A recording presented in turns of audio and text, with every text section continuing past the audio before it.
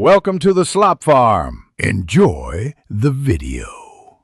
You'll start by opening Google Forms and creating a new form. This saves time and keeps everything in Drive.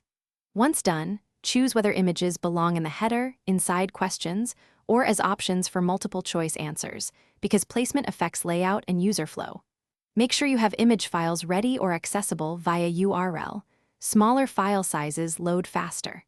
Next, set the form title and description so respondents know context. Then move to adding your first question, where you'll insert an image. Now you'll add images directly into questions or choices. Click the image icon next to a question or option, then upload from your device, choose from Drive, or paste a URL. Each method preserves different metadata, so pick what fits your workflow. For multiple choice items, attach images per option to make visual comparisons easy.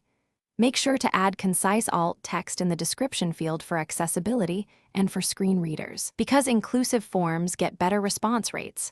Once images are finished, by previewing the entire form on different devices so images display as intended. Mobile often crops differently, so test there.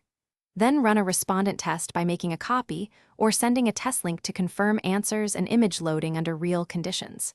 If images don't load, re-upload with optimized file sizes or move them to Google Drive and enable link sharing, because permissions often block display. Finally, publish or share. And monitor responses.